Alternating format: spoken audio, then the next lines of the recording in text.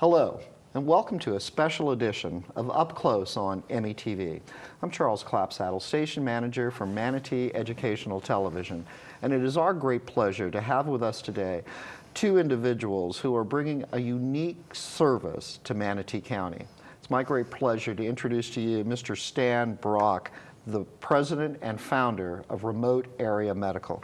Mr. Brock, I can't thank you enough, sir, for taking the time out of what I think is a very busy schedule to come and discuss remote area medical with us. Well, thank you for having us, Charles. And also joining us is Dr. Richard Connard. Dr. Connard, it's always great to see you, sir. And you are kind of the catalyst of bringing remote area medical to Manatee County.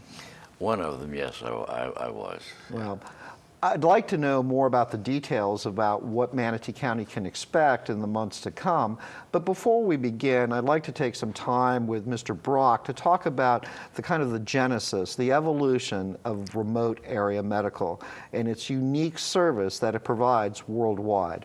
So, Mr. Brock, you started out as doing this how many years ago?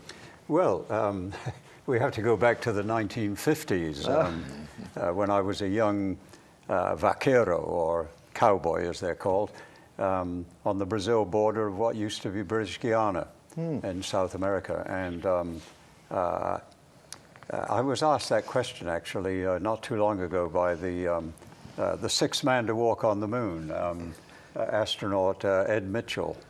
And I said, well, I was a young cowboy in my teens on this vast area of tropical savanna on the Brazil border, and I was given a wild horse to ride, a horse called Kang. Kang was, this is an area where all the cowboys were Indians, except me. And Kang was a Wapishana Indian name that meant the devil. And Kang had already apparently killed two other cowboys, so you know, I was sort of the next one in line. And so we lassoed Kang in the corral and threw him down and put on his blindfold and tied him up to a tree. And we had this rudimentary saddle that all us vaqueros had to make our own saddles out of various skins. And I climbed on board Kang and we cut him loose and he went bucking across the savannah and had a head-on collision with the side of the corral. And I was very, very badly injured. And the other vaqueros pulled me out from underneath the horse. And one of them said, well, the nearest doctor is 26 days on foot from here through that narrow trail in the rainforest where horses couldn't go. And when I told astronaut Ed Mitchell that, he said, gosh, he said, I was on the moon and I was only 3 days from the nearest doctor. And so I said, well, you know, for the people that lived in that neck of the woods, the upper Amazon, they might as well be on the moon for the opportunity that they had to get the care that they needed. And so that was really the sort of genesis of remote area medical, because over the years, I was determined that at some point we would bring doctors a little closer than 26 days on foot.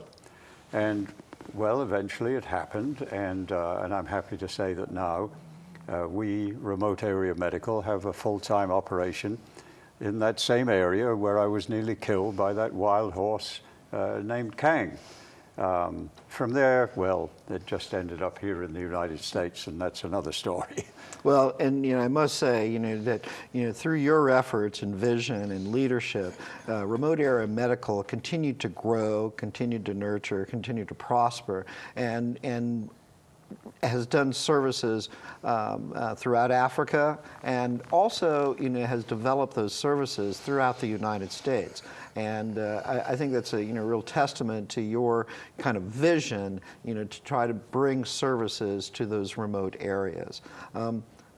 Tell us how the next step. You opened and went into Africa and did some work there as well. Is that correct? Well, it really started in what was British Guiana, now called Guyana. It became independent in 1966, and right up until the time that I left there in 1968. There was still very, very little health care in that part. In that area. And because it was so inaccessible. But I was brought up here to this country in 1968, and after I'd been here for quite some time, traveling around the United States, I was surprised to find that there were lots and lots of people here in America that didn't have access to health care or simply couldn't afford it. It wasn't until 1985 when I actually formed Remote Area Medical here in the United States, and then started getting invitations to different parts of the country, starting in Tennessee, a little place called Sneedville, Tennessee in Hancock County, which is one of the poorest counties in the United States. Their dentist, they'd only had one, had just left town, and the small hospital that they had there had closed. And so I got a message, can you come up here and help out with some dentistry? And so that was the first time that we did one here in the United States, and now, hey, 90% of what we do is here in America, and we've cut back actually on our overseas commitments, although we're still in Guyana, and we're in Haiti, and recently we were in Nepal for the earthquake there, but the United States has got us tied down here with the tremendous need. And I think that's a key thing. And as you were mentioning earlier during the pre-show, you're almost doing one of these one a week somewhere. And as we talk about how these develop, it's a tremendous logistic cooperation with the community that you come to, and that's where we want to talk about with Dr. Connard a bit. But it's a tremendous need that exists throughout the country for medical care for those people who cannot afford that type of vision, dental, and examinations. And have you seen the need continue to grow? Oh, yes, absolutely. We've done 770 of these particular operations, where we go into a community where we're invited. We only go where we're invited, by the way. And we've done 770 of these, and most of them are, in fact, in the United States. But it doesn't matter where you go. It can be New Orleans, it can be Knoxville, Tennessee, it can be Southwest Virginia, where we are today, and I'll be catching up the team this evening. It's going to be the same, just the geography changes. The people are going to be there because they need the services that we provide totally free of charge with no questions asked. Are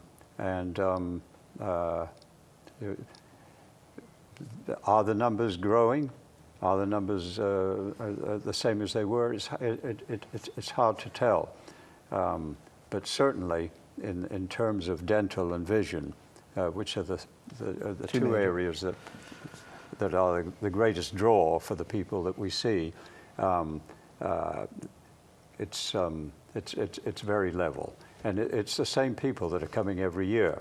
In other words, in certain communities where we go back and forth regularly, they depend on us for their primary source of health care. An ongoing source of health care. Yes. One of the things that I'd like to share with our audiences is a segment that Dr. Connard shared with us, that where you were profiled on a 60-minute segment, and I believe it was in Tennessee where the interview took place. And one of the things that really impressed me is the number of people that showed up early in the mornings before the doors open, just to be able to have a number, to be able to be seen by the vision people or the dentist or whoever was available to help them. Hundreds, if not thousands of people showed up. And the other unique thing that it was impressed upon me is that your services and all of your volunteers were there until the last person was being able to be taken care of. And that's certainly an impressive, over a 2-day period, to have hundreds and hundreds of people just showing up, asking and seeking help. Well, take the place that we are at now, up in Southwest Virginia. Tonight we will give out 1,600 numbers, 1,600 numbers. People have been camped there for a couple of days already. And tomorrow morning at 5 a.m., I'll say, who's got number 1? And those people will start filing in. And it's really, it's very, very depressing to see the physical condition of so many of these people that are coming in makeshift wheelchairs, people that are being assisted in, people that are carrying old oxygen bottles with nasal cannulas, and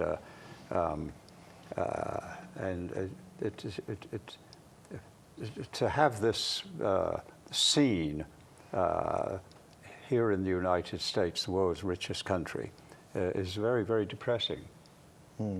Well, I think that, by what we've read and what we've seen of your services, is that you gather people of great caliber and great giving to be able to volunteer to help you in your services. And that's a key ingredient of this, is to find those volunteers wherever you go. Is that correct? Oh, yeah. We've had over 92,000 volunteers in the field during the life of this organization.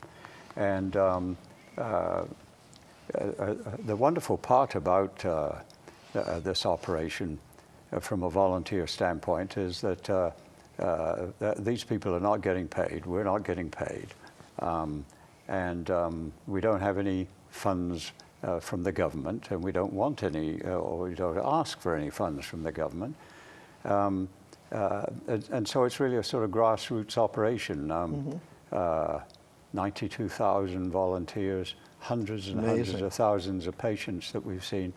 And so the volunteers, they really want to be there. They pay their own airline tickets to come to these events, or their own travel expenses, and they pay their own hotel bills, and they take time off work. And the patients are great. I can honestly say that in the many hundreds of thousands of patients that we've seen all around the country, that the patients are so grateful for the services that they get, and they have such a great attitude. And somebody will get out of the dental chair and hug the dentist or the dental assistant, and or they'll put on a pair of glasses, and then they'll hug the eye doctor, and tears in their eyes because they can see for the first time. And so it's a great experience, a very rewarding experience for both the volunteers and the patients. I can only imagine too, is that the giving back and seeing that, not only that gratitude, but the success of what you're bringing to these people, each and every time that you provide these services. It's got to be remarkable for everybody involved. And I can understand, Dr. Connard, why, having become familiar with Stan and all of the aspects of a remote area medical, why you would want to see this come to Florida and have it an opportunity to see this here in Manatee County. Yes, when a friend of mine, Glenn Gibolina, introduced me, because he had been a volunteer, I initially was a little bit standoffish with it because it sounded too good to be true. And my white hair has taught me that quite often, if it sounds too good to be true, it may well be. But finally, I decided I would go see one of these events. And in seeing it, I just literally was humbled by the very things that Stan's relating to you, and was exceedingly impressed with his organization, because what I basically found was a very charitable organization with Stan as its not only originator, but is still as its leader, coupling up with healthcare professionals who are giving of their time. And this collaborative alliance just has got remarkable results to it. So by the end of that first event, I was determined I wanted to see that come to Florida. And quite selfishly felt I wanted it in my community of Manatee first. Well, those arrangements are already underway, and I think the first event, if I could say, the first event that's had planned is late November, November 21st and 22nd, on the campus of the Manatee Technical College, of which doors will open, and then any individual will be able to come and see an eye doctor or a dentist, get a checkup to see about their health care. Is that correct? That's exactly right, on a first-come, first-served basis. And I've been to now 3 of Stan's events, and people will start coming days ahead of time to camp out so that they can get a number that'll allow them to be seen, because they've been suffering from dental situations or problems that have been unmet. I'm very convinced that in that 2-day period of time, we'll see 1,500 to 2,500 people show up for the care that they need. And it's really a remarkable undertaking. I think, just from the sake of logistics alone, to be bringing in, a staff of doctors and nurses and assistants, to be able to process this is, I'm sure you've worked it down to a science, but the logistics of it alone have got to be pretty extensive. Well, it started out in this country with one camouflage-colored pickup truck that belonged to a veteran, Master Sergeant Robertson, in Knoxville, Tennessee, and one 400-pound dental chair. 3 of us would pick up and put in the back of the pickup, and go out and do dentistry. And then we started the Vision program with recycled eyeglasses that we got from the Lions clubs. And so it's evolved from that all those years ago to now we have a fleet of very, very capable and large vehicles. We can put up 137 dental chairs, all capable of doing restorative dentistry and extractions and cleanings and so forth. And we can put 4 mobile eyeglass labs in the field, each of which is capable of making 400 pairs of eyeglasses a day to your exact prescription. And then, of course, the medical equipment. So it's evolved from that one camouflage pickup truck that I borrowed from Master Sergeant Robertson to what it is today, plus a small fleet of rather ancient airplanes, all of which have been donated. So yeah, over 30 years, the transition from a jungle operation down in the upper Amazon to what it is today is quite remarkable. Well, one of the things, too, that I think, is key, and I'd like for both of you to talk about this, is, the number of physicians and dentists and assistants that will come and be part of this operation. As you were talking in Southwest Virginia, you have a team of people already in place, ready to go when those doors open tomorrow. Where do these volunteers come from, and how do you put the word out that these people are needed to assist you? And then for you, Dr. Connor, what kind of support do you see getting from Manatee County, which I'm sure, with all its many fine physicians and dentists, would be more than happy to, in some way, participate? Yeah, let me deal with that a little bit, because thus far I've taken it to the medical and the dental and the optical community. And here's the kind of reception I'm getting. I went to the dental meeting, which was their last for the summer, and before I got done, I had people saying, count me in, that I want to do this. I followed up then with the incoming president, who will take over in September, and he assured me that he will be moving very vigorously to get us 50 dentists at this program.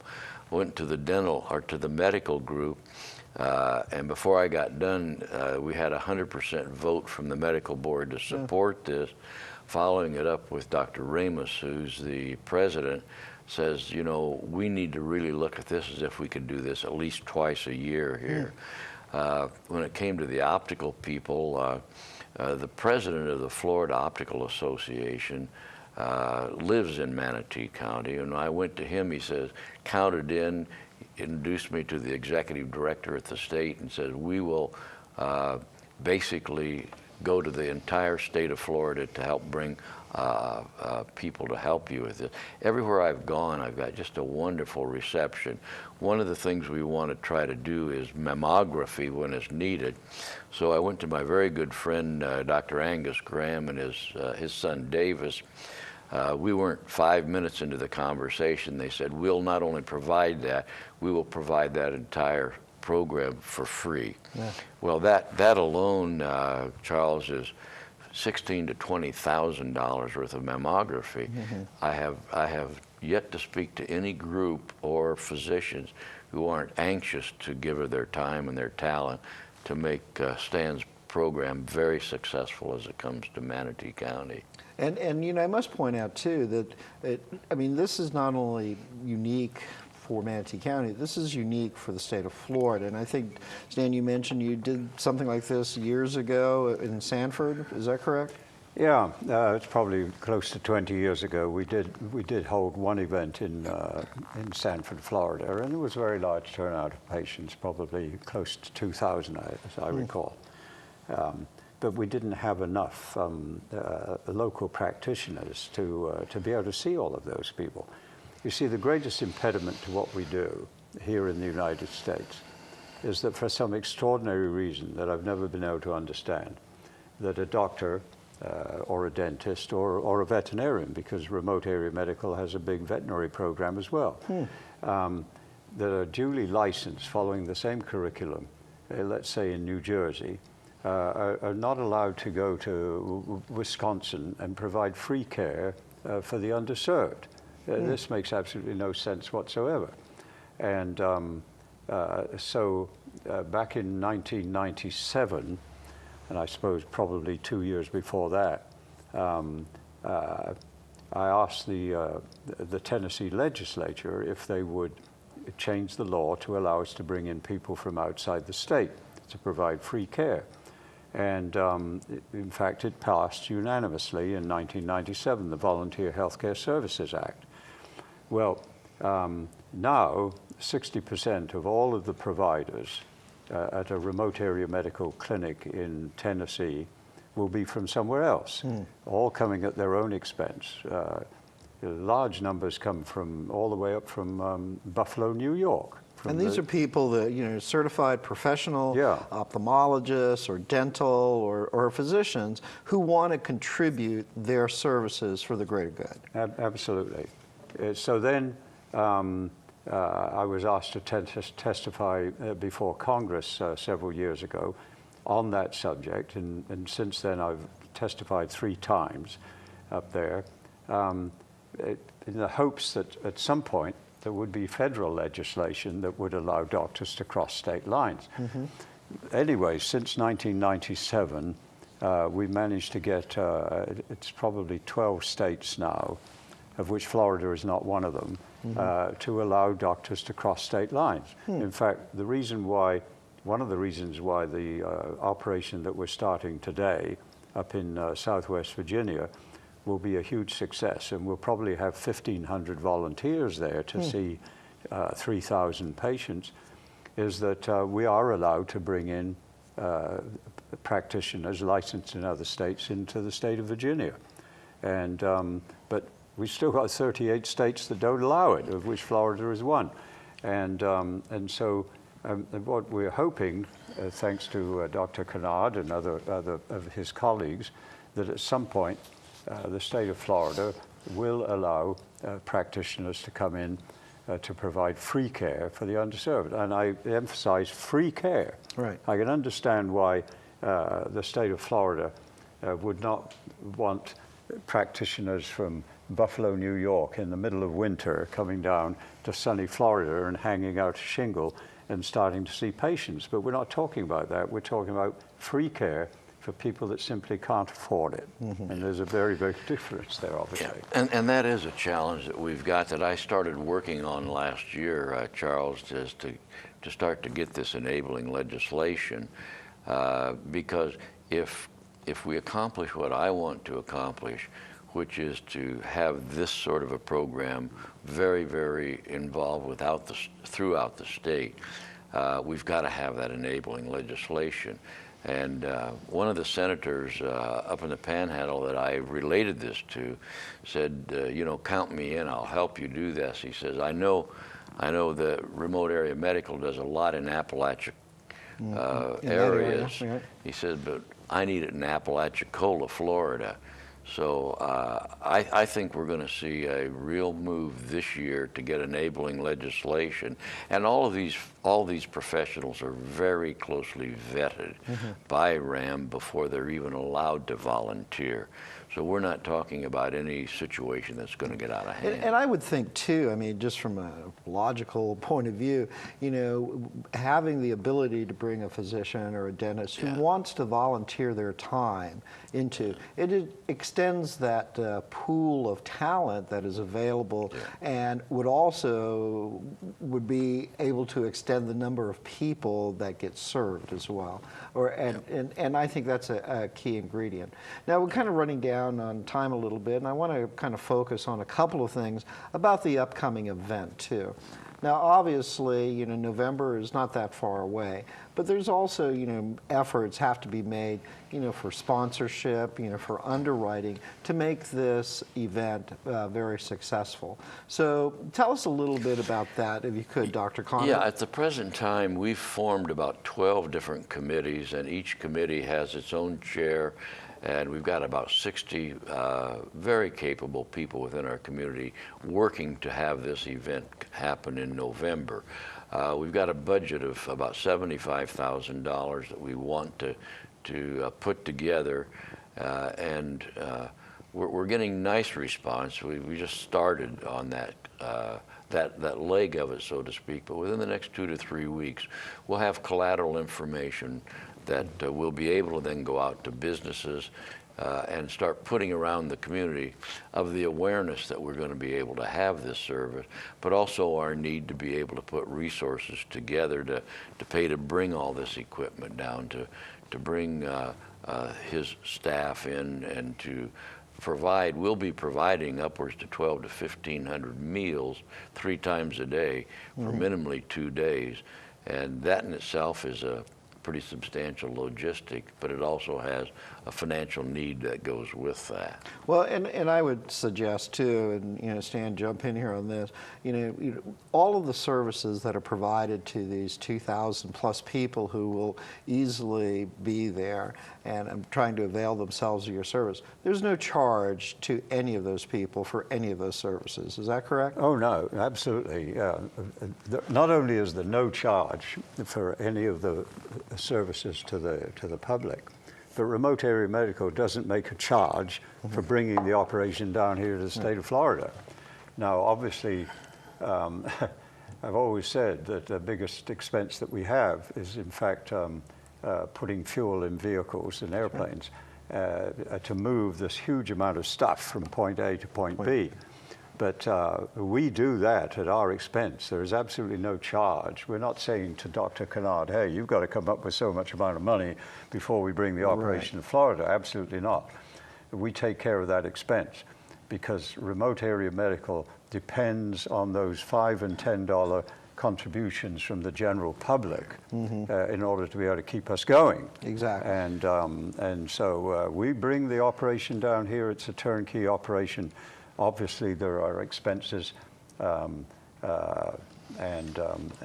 we've got to feed the volunteers for one thing because they're.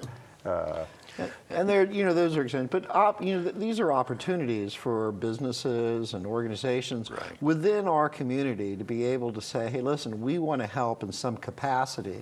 And if they want to find out more, if they want to find out additional information, we're going to put the phone number and the website up there. So perhaps there's that one organization or a social organization that says, I really need to, to be able to give back. How can we help remote area medical be very successful at this? But I think the key ingredient here is that there is a need in communities throughout the country.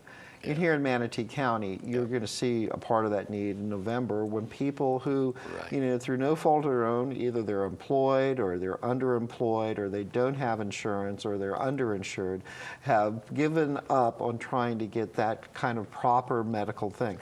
Maybe they're going without a pair of glasses. Maybe they're going without a mammogram. Maybe they're going without having, dental work or correct dental work done because, they have a family or they don't have the cash to make sure that they get the proper medical attention. To feed into that some, Charles, is, as you're well aware, United Way did a study that they call the ALICE study. Asset limited, income constrained, employed. Right. And we have 43% of our population in Manatee County that fit into that need level that we're going to be bringing remote area medical to help solve here in Manatee County. And recently, 43%. I mean, those are the people that work in our restaurants or, work as in a variety of capacity that might just not have the wherewithal, to provide, either for themselves or their families in that full extent of medical care.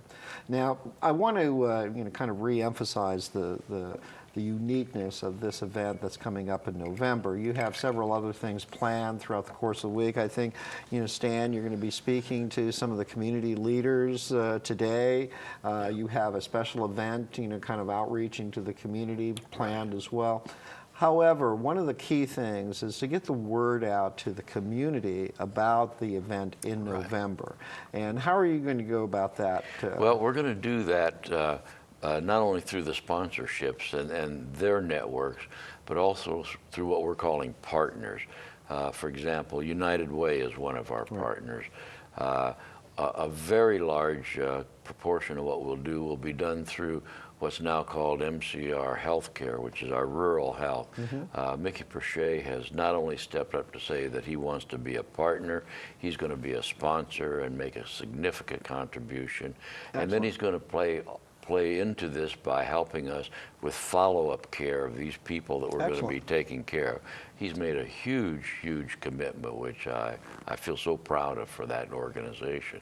And I'm just getting that kind of reception everywhere.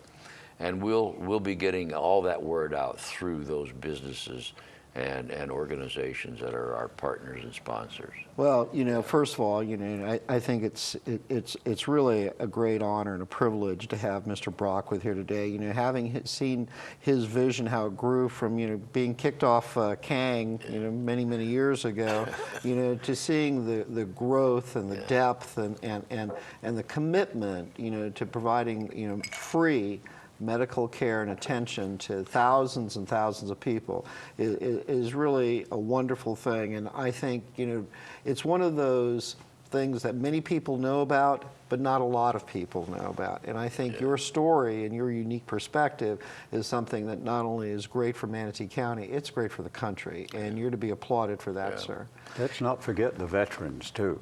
Exactly. Because veterans do not have access to dental care. And I know that the state of Florida has a lot of veterans. Absolutely. And, this area has a lot of veterans. It does have, and we're working very closely with the veterans groups that they become knowledgeable of what we're going to be bringing in November. partner. And as you're aware, Charles, there's a lot of effort going forward with them, with a vets court and a lot of different pulling together. One of our partners in this is Turning Points, which has a lot of veteran services that go out. Well, Dr. Connor, first of all, you're to be, congratulated as well for, being the catalyst and bringing Stan and remote area medical to this area for this unique service that's beginning in November. Given the opportunity, what would you like to say to the Manatee County community, Sarasota County community, about this event and how they can, take advantage of it? Well, what I would like to say is that I continue to be really encouraged by what caring people we've got in our community. I have not had a negative reception by anybody, and they're doing the same thing, saying, tell me what more we can do to be helpful. So part of my challenge is to getting around to saying that message. And I'm even finding that the Rotary clubs in this district are stepping up and wanting to partner with us. I made 2 presentations to Rotary, and they admonished me for not asking for money. But all I was asking for was their support. We've got such a caring professional community as well as business community that I think we have every opportunity to have a highly successful program. Well, again, thank you for doing this and being that kind of catalyst and bringing us together. So, Stan, I'm kind of winding down here. In a perfect world, we should be doing a biography about you because you have a unique history, a unique background, and perhaps at another time we could do that. But the concept, the execution, and the vision for remote area medical, really rest on your shoulders.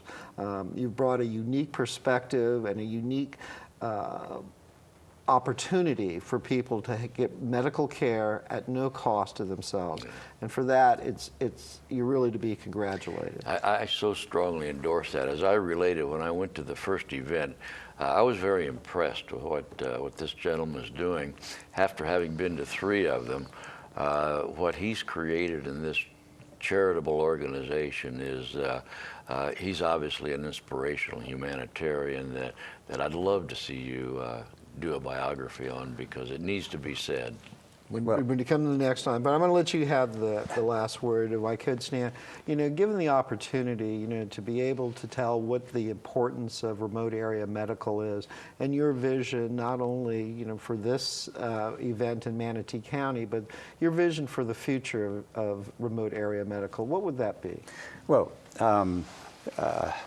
getting back to what we were formed to do, which is an airborne operation that has the capability to be able to parachute into these very remote areas, literally, as we did once in Haiti from our historic C-47, and to get out of the United States when the United States, everybody has access to the health care that they need, so that we can concentrate on these places, like Haiti, for example. Mm-hmm.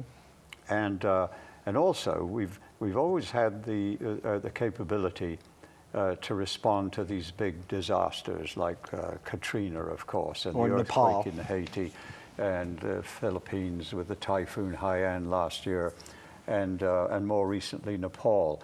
But I want our response in these terrible disaster situations to be more robust, to have that heavy airlift where we can get 50 or 100 of our volunteers to where they need to be with the equipment that they need, because we live in very, very turbulent times.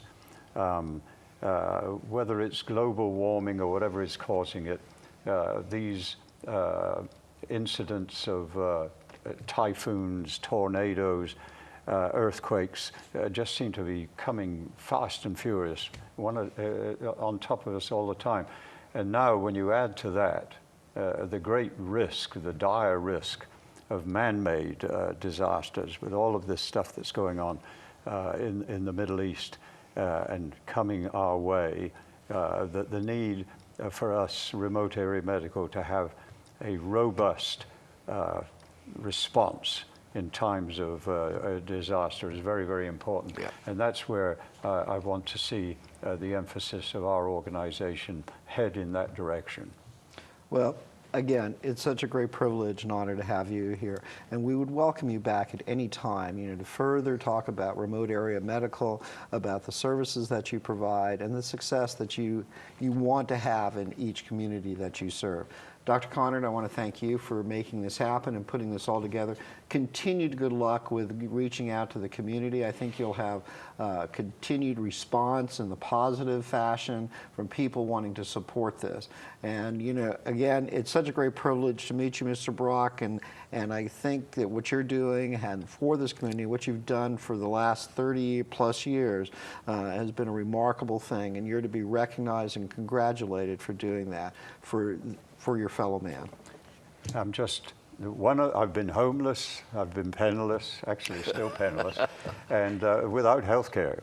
So I understand where all of these people are coming from, and thanks for having us very much. And thank you for being with us today.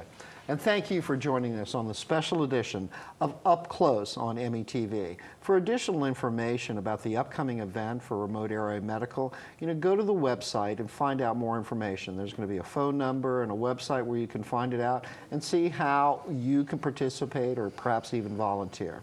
And we'll see you next time on Up Close on METV.